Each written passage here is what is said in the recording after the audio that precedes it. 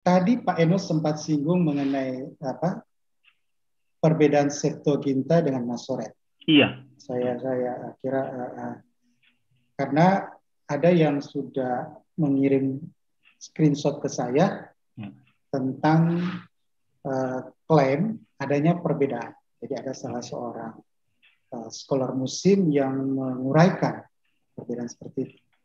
Nah, untuk itu saya sedikit menyiapkan, jika bisa saya sudah screenshot lagi. Iya, silakan Pak. Nanti habis ini nanti Pak James bisa bertanya, dilanjutkan dengan Pak Luki dan kemudian Pak Hosea. Oke.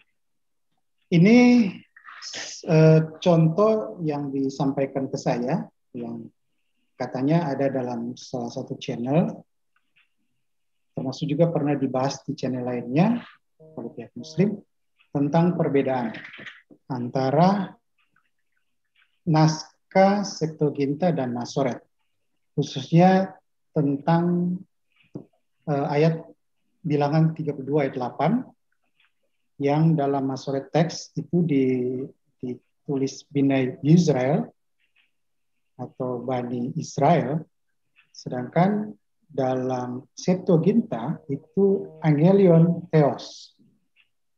Nah, ini menurut yang mengangkat masalah ini tidak bisa direkonsiliasi karena sudah berbeda bukan cuma huruf tapi maknanya. Dan memang kita harus akui ini memang berbeda. Tapi apakah sampai di situ saja? Kita harus lihat lebih detail lagi. Saya coba sedikit analisa tadi. Kita coba ambil referensi pembanding, khususnya dari Dead Sea Scroll. Karena Dead Sea Scroll ini teks yang tidak terjamah oleh manusia selama ribuan tahun. Jadi dia ditulis pada sekitar abad kedua sebelum Masehi sampai abad pertama. Yang sejak itu sampai dengan abad ke-20 tidak ada yang sentuh. Jadi murni. Dan ini bisa jadi salah satu hakim yang cukup fair secara akademik ya. Nah, dalam Sea Scroll justru ditulis Son of God atau seperti terjemahan oleh Martin Kibbe. Ini salah satu kitab suci Bible Dead Sea Scroll itu diterimakan Children of God. Nah, sehingga kalau kita bandingkan naskah ini, Septuaginta justru sejajar dengan Dead Sea Scroll. Berbeda dengan Masoret teks. Memang ada pemahaman bahwa selalu Masoret teks yang unggul. Tetapi secara akademik tidak selalu, tidak harus bahwa Masoret teks lebih superior dalam segala hal. Kenapa? Nah, ini ada dasarnya. Karena kita bandingkan dengan Dead Sea Scroll, naskah tertua Dead Sea Scroll itu abad kedua sebelum Masehi sampai abad pertama. Sedangkan Masoret itu berdasarkan pada Codex Leningrad dan Aleppo nanti tertanggal abad ke-10. Artinya yang lebih tua sebenarnya Dead Sea Scroll. Sehingga salah satu dugaan yang lebih kuat bahwa justru ada perubahan dari pada Masoret teks selama rentang sekian abad tersebut. Nah, itu kemungkinan ilmiahnya seperti itu. Memang ini menjadi pembahasan cukup ketat oleh para scholars, terutama textual criticism, dan ada beberapa versi. Kalau kita lihat versi yang memilih Son of God, ini memang versi-versi yang lebih modern sebenarnya. Revised Standard Version, New Revised Standard Version, Net Bible, versi-versi yang agak populer seperti NIV dan terutama King James, lebih ke Sons of Israel. Jadi dugaan itu lebih cenderung ke Son of God sehingga ada perubahan dari Son of Israel menjadi Son of God. Nah, saya coba melihat referensi dari scholars yang memang pakarnya untuk bidang kajian politik teks perjanjian lama itu Emmanuel Toth. Itu dituliskannya dalam halaman 265 tentang dugaan-dugaan perubahan itu. Dan menurut Emmanuel Toth bahwa ada memang kecenderungan dari penyalin untuk mempermulus teks-teks yang kelihatan sukar. Nah, memang kata Son of God itu agak sedikit problematik karena memang ada nuansa politeistik sebenarnya, sehingga oleh para penyalin dipermulus jadi Son of Israel. Jadi ini sebuah motif teologis untuk mempermulus makna yang problematik seperti itu. Jadi menurut Toth lebih cenderung sebenarnya lebih ke Son of God yang memang apa adanya seperti itu. Nah, tentu secara teologis kita bisa memahami bahwa Son of God itu dalam pengertian sama seperti di Amsal 22 tentang anak-anak Allah yang lebih ke bahasa simbolik atau figuratif. Jadi hal itu sebenarnya ada juga dalam Amsal ayat 22. Jadi intinya kita bisa jelaskan secara teologis, kalaupun memilih Son of God. Nah, jadi ini kajian secara kritik teks. Nah, tentu akan timbul pertanyaan, loh kalau begitu ternyata ada perubahan-perubahan atau koreksi dari penyalin Alkitab. Saya kira ini dalam ilmu kritik teks ini hal yang biasa. Nah, ini ada disebut sebagai the tikkun sovereign, correction of the scribe. Nah, tetapi koreksi-koreksi itu tercatat seperti dalam record in the MM. Ini artinya Masora Magna. Masora Magna itu semacam aparatus, semacam catatan kaki tambahan yang ada di bagian bawah. Kalau Masora Parva itu yang sebelah kanan. Jadi itu catatan kaki aparatus yang menjelaskan kenapa kata itu dirubah karena masalah ini. Jadi kalaupun mereka mencoba merubah, mereka tetap memberi catatan yang teks sebelumnya yang mereka anggap itu sulit dipahami sehingga mereka bantu mempermudah. Nah, tapi itu bukan hal yang signifikan sebenarnya. Kenapa? Semuanya punya jejaknya, perubahan-perubahan itu. Termasuk scholar seperti Gerd River, dia katakan teologi goes dalam bahasa terminologi interpolasi itu are surprising few, artinya sangat kecil sebenarnya. Dan itu cuma hal-hal yang sebenarnya agak sulit ditafsirkan lalu mencoba dipermulus. Dan itu juga ada dalam perjanjian baru. Hal-hal seperti itu.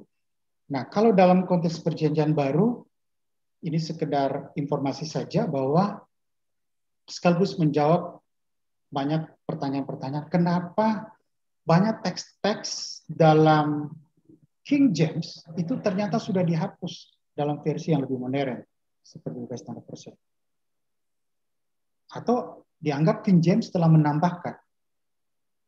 Nah, itu sebenarnya dari sisi sejarah perkembangan penerjemahan Alkitab, King James itu berbasis pada Textus Receptus, jadi semacam naskah yang yang diterima secara bersama. Textus Receptus itu berbasis pada naskah Byzantium teks yang banyak mulai ditulis, terutama sejak abad keempat di daerah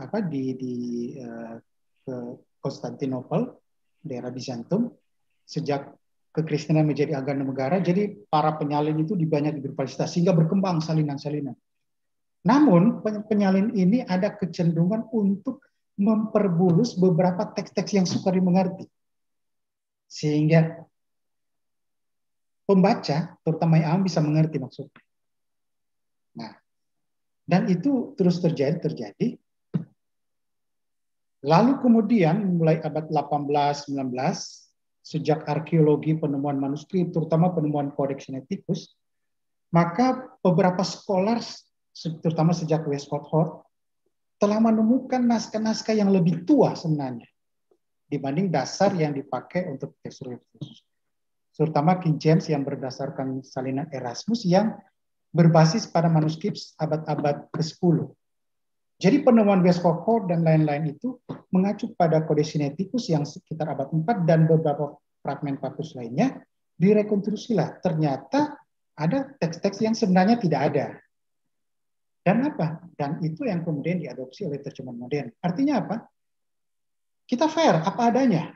Setelah kita menemukan kajian-kajian yang lebih valid sebenarnya, naskah yang lebih tua, maka para sarjana kritik teks tidak memperhatikan harus mulusnya itu, tapi yang penting makna, teks aslinya. Nantilah ditafsiran untuk dimengerti.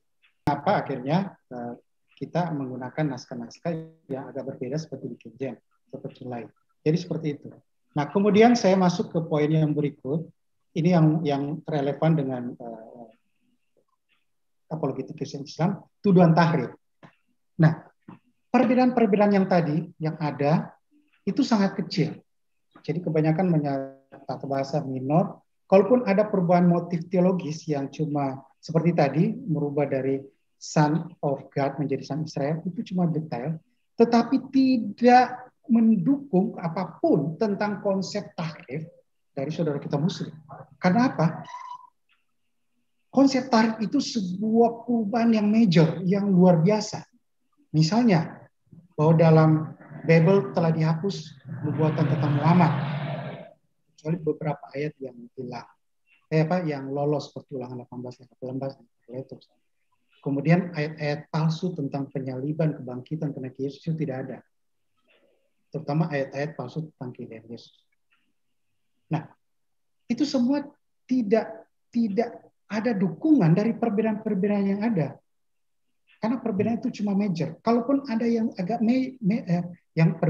kalaupun agak major, khususnya di Perjanjian Baru, itu cuma masalah long ending mark, yaitu akhir Injil Markus ada yang pendek, ada yang panjang, kemudian perikop perempuan berzina, perikop adultery perikop, dan koma Johanaim. Cuma 3 itu. Dan sama sekali tidak mendukung apapun. Jadi kalaupun mereka melontarkan perbedaan seperti tadi, itu sama sekali tidak menjustifikasi konsep tahrif yang mereka ajukan. Dan terakhir, poin tentang kelahiran Yesus. Seperti Yohanes 1:1, Yohanes 20:28, itu sudah ada dalam papirus seperti P66 pada abad kedua, ketiga, sejauh sebelum Konsili Nisea. Yang katanya di Indonesia itu, di situ Alkitab dirubah, Yesus dilantik jadi Tuhan, disisipkan ayat-ayat kelahiran Yesus dan sebagainya.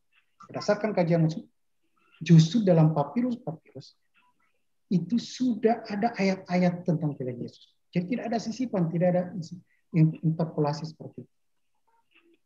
Dan terakhir sekali, Muslim tentang contoh siapa yang anaknya dikorbankan, Ishak atau Ismail.